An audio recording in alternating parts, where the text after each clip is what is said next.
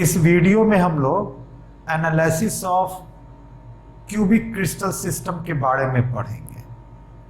तो सबसे पहला एनालिसिस है आपका नंबर ऑफ लैटिस पॉइंट।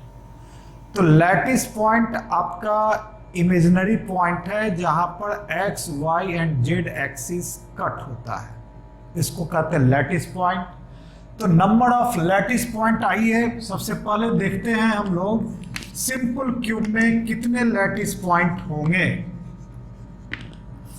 तो एक सिंपल क्यूब में नंबर ऑफ लैटिस पॉइंट आपका 8 होगा, क्योंकि 8 कॉर्नर है और इस कॉर्नर से अलग अलग यूनिट सेल अलग अलग डायरेक्शन में चल रहा है। तो number of lattice point is equal to 8। Second हम लोग देखें BCC का लैटिस पॉइंट। BCC में कितने नंबर ऑफ लैटिस पॉइंट होंगे। तो BCC का मतलब हुआ कि लैटिस पॉइंट कॉर्नर के साथ साथ सेंटर ऑफ मास पर भी होगा, है ना। तो इसलिए number of lattice point corner पर 8 और एक सेंटर ऑफ मास, ये सेंटर ऑफ मास हुआ। तो 8 + 1 = 9। अब हम लोग FCC में देखें number of lattice point. Number of lattice point in FCC,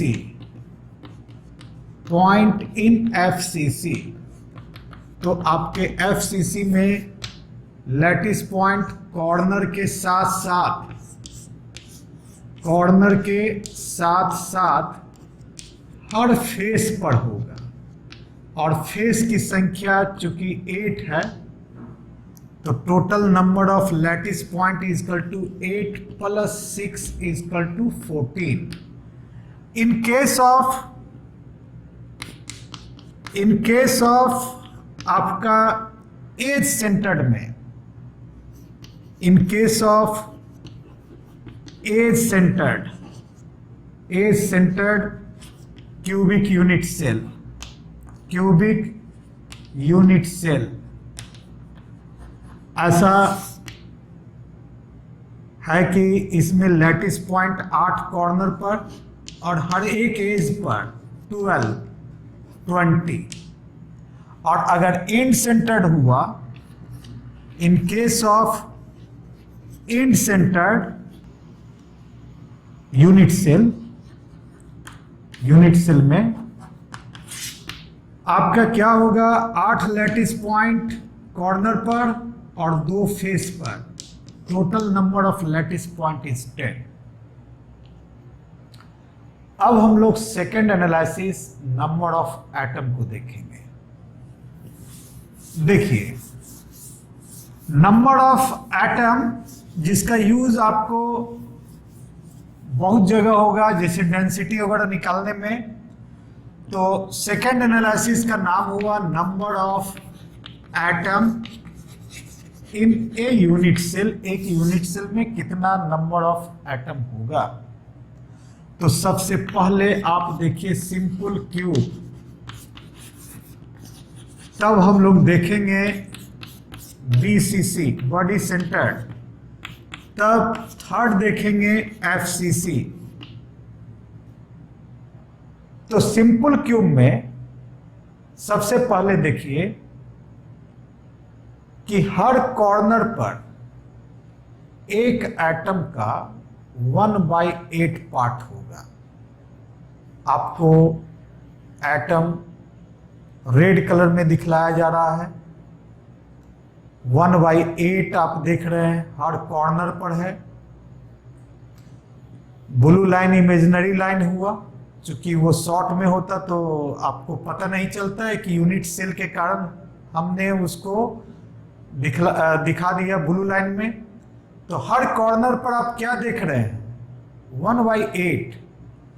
तो total number of atom in simple cube में टोटल नंबर ऑफ एटम आपका कितना होगा, तो हर कॉर्नर पर 1/8 और 8 कॉर्नर है 1।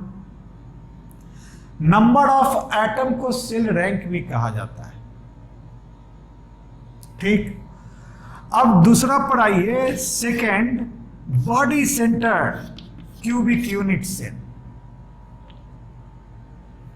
बॉडी सेंटर्ड में आप क्या देखने जा रहे हैं? फिर वही कॉर्नर पर 1/8। बिना 1/8 का तो यूनिट सेल बनेगा नहीं, तो इसलिए हर कॉर्नर पर 1/8 है, लेकिन सेंटर ऑफ मास पर पूरा समूचा एक एटम है।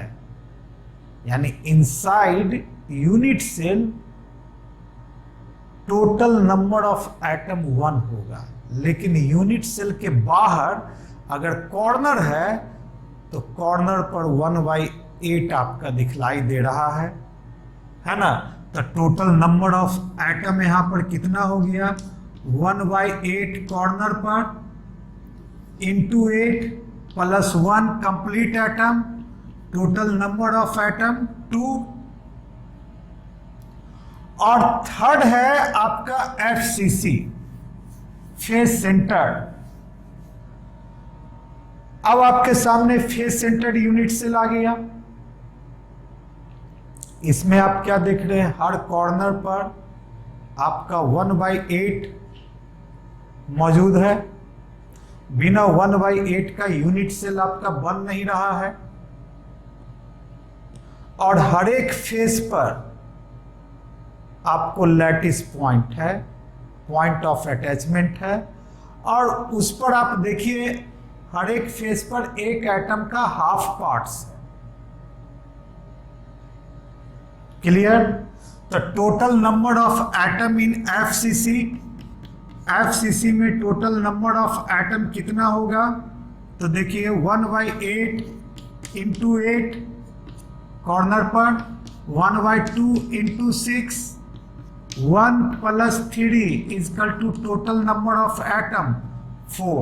अब आइए आगे कुछ एक्स्ट्रा जान लीजिए कि एज सेंटर्ड अगर हो जाए तो क्या होगा। तो in case of edge centred unit cell अगर रहा तो अब आप देखिए हर कॉर्नर पर 1/8 आपको दिखाई दे रहा होगा, और हर एक एज पर एक एटम का 1/4 आपका है। तो total number of atom is equal to 1/8 into 8 plus 1/4 into 12। Total number of atom 1 plus 3 is equal to 4। अब इस पर आपको न्यूमेरिकल भी रहेगा।